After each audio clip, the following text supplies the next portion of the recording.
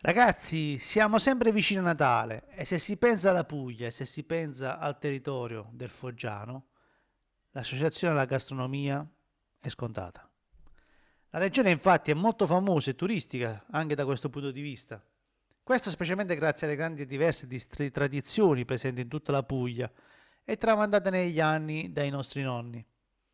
La sua varietà è vasta perché la Puglia è una regione molto lunga e molto diversa nelle caratteristiche dei suoi territori, che parte dal nord della Puglia, che saremmo noi, il Foggiano, per terminare a sud con il Leccese.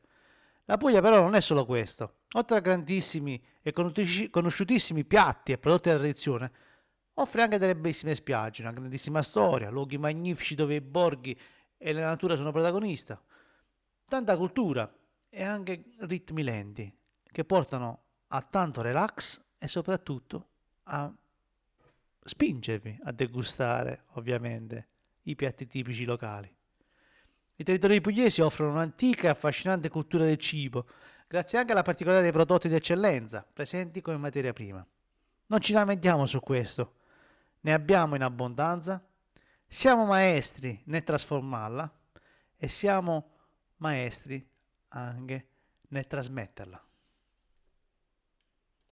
Ed è proprio grazie alla presenza di questi prodotti genuini a chilometro zero che ci permette il tutto di preparare dei buonissimi piatti e dolci da tradizione. Però adesso andiamo nello specifico, ci troviamo vicino a Natale, parliamo di queste famose crustole. Come si preparano le crustole? Io parlo sempre della ricetta della nonna, quindi, come sempre, ingredienti e procedimento delle crustole pugliesi. Avete carta e penna? Partiamo. 370 g di farina, 60 mm,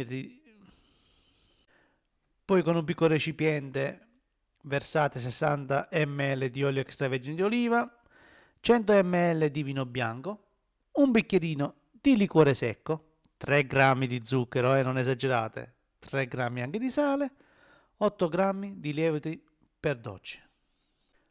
8 g di lievito per dolci. Passiamo adesso invece a vedere la fase del procedimento per preparare queste famose crustole.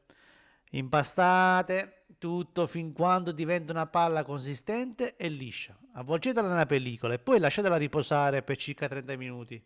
Successivamente la tagliate in piccoli pezzi, stendete la sfoglia fino a farla diventare sottile e successivamente tagliarla in strisce di 3 cm.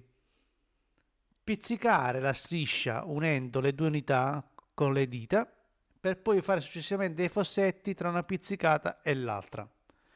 Avvolgete la pasta creando una specie di cerchio, come se volete formare una rosa. La lasciate asciugare per 5 ore e poi la mettete a friggere in olio di semi.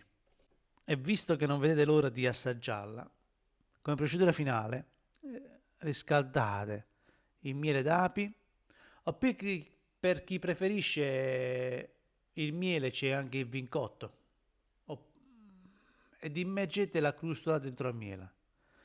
Successivamente, cosa devi di più? Dopo averle messe nel miele, mettetele nel piatto le scoppa- le co- e dopo averle messe nel miele, cosa dirvi di più?